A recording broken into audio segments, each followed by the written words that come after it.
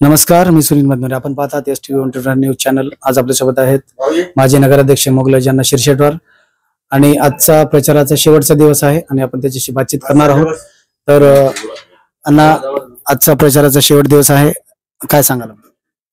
सर्व देगलूर बिलोली मतदारसंघातील सर्व मायबाप जनतेला मी हात जोडून विनंती करतो की महाविकास आघाडीचे लोकसभेचे अधिकृत उमेदवार प्राध्यापक रवींद्र वसंतराव चव्हाण साहेब व तसेच विधानसभेचे अधिकृत उमेदवार निवृत्तीदादा कोंडीबा कांबळे साहेब येणाऱ्या 20 तारखेला सर्व मायबाप जनतेला, सर्व भावांना, सर्व बंधूंना आणि सर्व बहिणींना म्हणजे हात जोडून विनंती आहे की निवृत्तीदादा एका गरीब कुटुंबातून शेतकरीचा मुलगा आहे आणि त्यांना मतदान करणं जरुरी आहे. याच्यासाठी की आज धनशक्ती विरुद्ध जनशक्तीची लढाई आहे.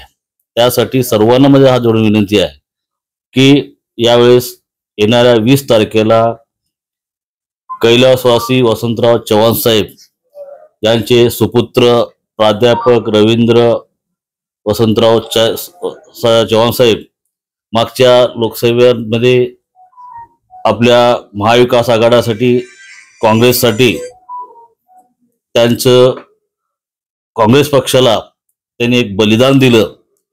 आज आमचे दैवत कैलासवासी वसंतराव चव्हाण साहेब यांचे सुपुत्र प्राध्यापक रवींद्र वसंतराव चव्हाण साहेब यांना प्रचंड मतानं व तसेच निवृत्तीदादा कांबळे साहेबांना प्रचंड मतानं आपण निवडून द्यावं.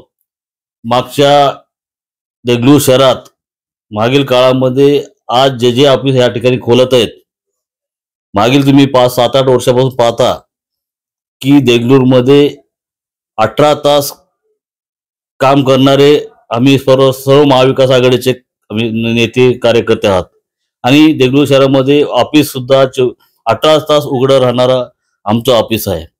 त्यासाठी आज भूलथापाला न बळी पडता सर्वांनी काँग्रेस पक्षाला मतदान करावं असा हात जोडून विनंती करतो. जय हिंद, जय महाराष्ट्र. तर आपल्याला काय विश्वास वाटतो की आपली सीट निश्चित निवडून येईल? 100% प्राध्यापक रवींद्र वसंतराव चव्हाण साहेब यांनी 2 लाखांनी मतांनी निवडून येणार आहेत व तसेच विधानसभेचे उमेदवार निवृत्तीदादा कांबळे साहेब यांनी सुद्धा 20 ते 21 हजार मतांनी निवडून येणार आहेत. कारण आज जे बीजेपी मधून काँग्रेसमधून बीजेपीमध्ये गेले, बीजेपी मधून अपक्ष आले, त्या गद्दारांना धडा शिकवण्याचे काम हे आमचे सर्व माझे मायबाप जनतेने करणार आहेत. त्यामुळे 100% आमचे विजय निश्चित आहे. तर एकंदर जो प्रचाराचा दौर होता आज तो संपतोय, तर जनतेमध्ये आपल्याला कसा प्रतिसाद मिळतोय? तुम्ही कानाकोपऱ्यातून बघू शकता. तुम्ही तर ऑलरेडी पत्रकार आहात, आमच्यापेक्षा तुम्हाला जास्त माहिती आहे की आज प्रत्येक खेडेगावात असेल, प्रत्येक शहरात असेल, बिलोली असेल, कोंडलवाडी असेल, बिलोली तालुका असेल, देगलूर शहर असेल, देगलूर तालुका असेल, तर प्रत्येक ठिकाणी काँग्रेस हा नंबर 1 वर आहे.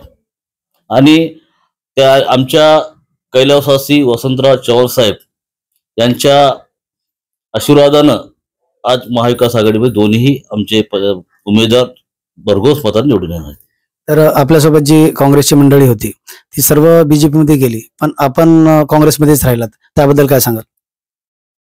जे काँग्रेसमधून बीजेपी मध्ये गेले, हे काँग्रेसमधून गेल्यामुळं हे सगळे जे गेलेले होते लोक ते सगळे कॅन्सर आहेत.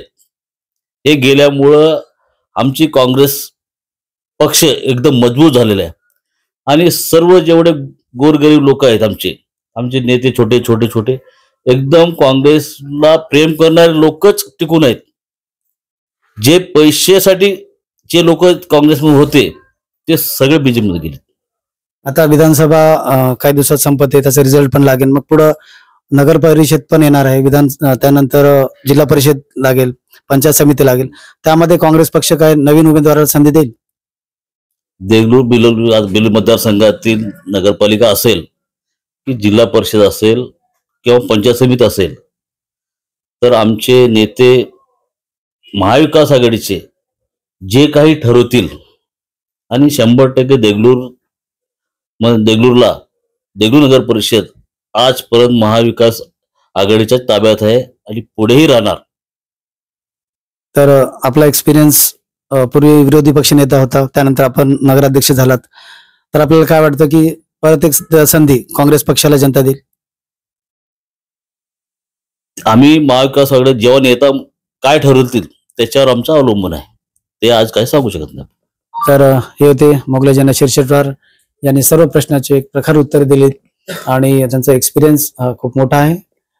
ते पूर्वी नगराध्यक्ष होते आणि आता त्यांच्याकडं शहराध्यक्षाची जबाबदारी आहे काँग्रेस पक्षाची. STV 125 news, Sunil मधुरे.